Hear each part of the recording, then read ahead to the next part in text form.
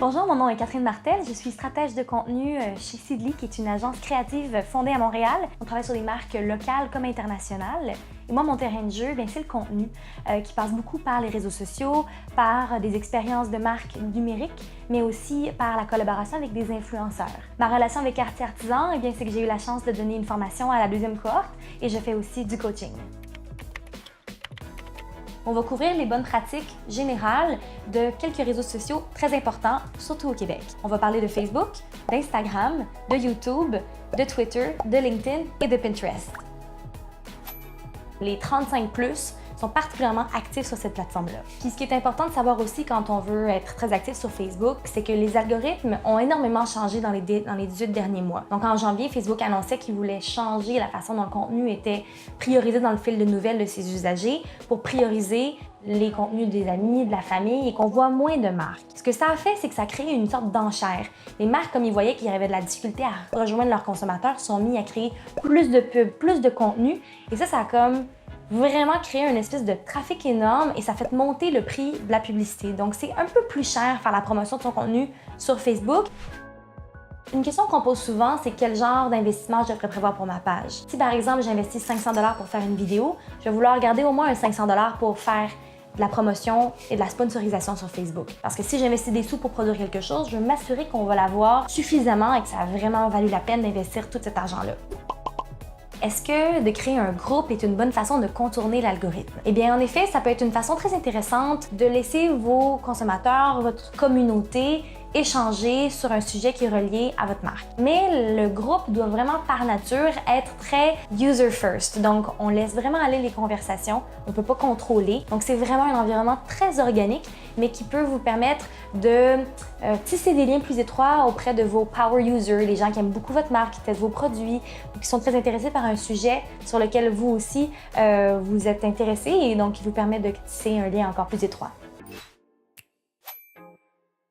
Instagram maintenant, ce sera sans surprise la plateforme du visuel, de l'esthétique, du beau. Les gens vont sur Instagram comme ils feuillettent un magazine, ils veulent s'inspirer, mais aussi maintenant avec la fonction Story, ils veulent être en mode lean back. Donc ils veulent contempler, regarder du contenu vidéo. Donc quand on planifie du contenu sur Instagram, il faut penser oui en photo, mais maintenant beaucoup aussi en termes de vidéo. Si des fois on a un peu peur de vouloir investir de l'énergie, des ressources ou de l'argent même dans ces stories, dites-vous qu'il y a la fonction highlight. Donc on peut publier une story qui va durer 24 heures, mais il y a une façon aussi de l'enregistrer puis vous créer différents icônes pour pouvoir parler de différents sujets puis aller agréger le contenu de vos stories pour que ça dure un peu plus longtemps. Instagram, c'est aussi la mecque de tous les influenceurs. Les créateurs de contenu se sont précipités sur la plateforme parce que c'est vraiment un endroit extraordinaire pour diffuser des contenus inspirants, des photos magnifiques. Et donc, c'est un bon endroit aussi pour vous de connecter avec des influenceurs, de bâtir des liens. Mais on parle d'influenceurs, des grands influenceurs macro qui ont peut-être beaucoup d'abonnés, plus de 25 000, mais maintenant aussi des nano-influenceurs, des gens qui ont moins de 1000 abonnés, qui sont peut-être plus des gens du quotidien, qui sont des monsieur, madame, tout le monde, qui sont pas vraiment des créateurs de contenu, mais qui ont beaucoup d'influence quand même sur leurs amis, sur leur communauté. Et on parle de la notion de l'influence à l'action. Donc, plus quelqu'un a une plus petite communauté, plus le taux d'engagement est élevé et plus ses conseils vont être écoutés à la lettre. Donc, ce qui peut être super intéressant, c'est de vraiment nourrir la relation avec des plus petits influenceurs, comme vous avez souvent peut-être moins de moyens pour engager des gros influenceurs, et d'y aller vraiment de façon communautaire, de façon organique, en les remerciant, en leur envoyant des produits, en les partageant leurs photos, en les mettant de l'avant. Donc ça, c'est vraiment une façon plus grassroots de bâtir un réseau d'influence autour de sa marque. Une bonne façon de bâtir votre communauté, c'est aussi d'avoir un hashtag qui vous est propre. Un lien cliquable finalement qui agrège tous les contenus qui sont sous un même mot-clic. Et donc de créer votre propre hashtag, c'est une bonne façon d'inviter les gens à publier du contenu autour de votre marque, de votre produit. Donc vous pouvez par exemple mettre un petit papier dans une boîte d'envoi où vous nommez le hashtag, vous mettez votre compte Instagram. Ils vont avoir peut-être le réflexe de prendre en photo le produit quand ils le reçoivent, de mettre une story et vous allez pouvoir leur partager par la suite. YouTube, c'est vraiment la plateforme parfaite pour raconter des histoires. Donc, c'est une plateforme de storytelling. On pourrait aussi s'en servir pour, par exemple, créer des contenus plus éducatifs sur le processus de fabrication d'un produit ou raconter l'histoire de votre marque, rencontrer vos producteurs. Donc, vraiment des genres de contenus où on veut raconter une histoire de plus longue haleine, peut-être une approche plus journalistique ou parfois même créative et s'amuser avec les formats longs. YouTube, c'est aussi la plateforme sociale préférée de la génération Z, donc ceux qui ont en bas de 18 ans. On le sait que c'est vraiment là-dessus qu'ils passent le plus clair de leur temps, à regarder des YouTubers raconter leurs états d'âme, à regarder des DIY, à même regarder d'autres gens jouer à des jeux vidéo. Donc si vous avez une cible un peu plus jeune, on recommande vraiment d'utiliser YouTube parce que c'est surtout là où ils vont passer beaucoup de temps.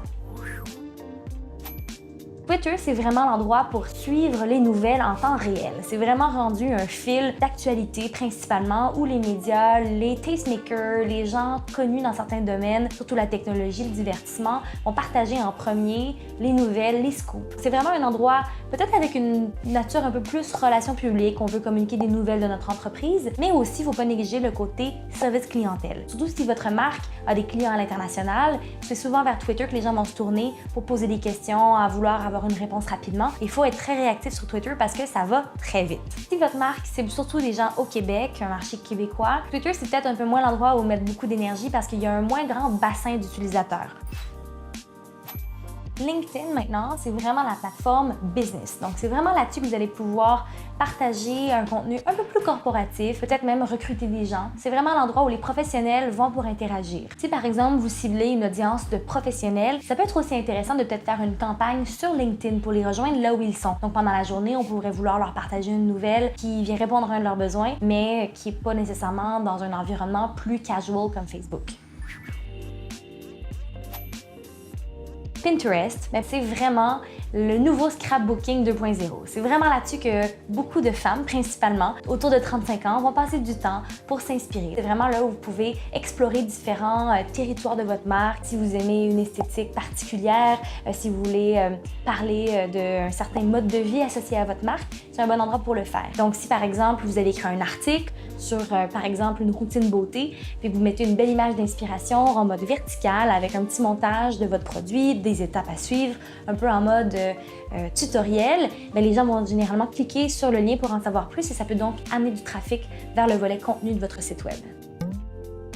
Toutes ces plateformes-là ont beaucoup de potentiel et vous pouvez surtout avoir beaucoup de plaisir à jouer avec les formats. Par contre, il faut définitivement les prioriser et quand on n'a pas nécessairement toutes les ressources du monde, tout le temps devant nous pour bien les utiliser, eh bien, il faut choisir les bonnes parce que mieux vaut avoir moins de points de contact et bien les maîtriser que d'en avoir trop et de les laisser aller.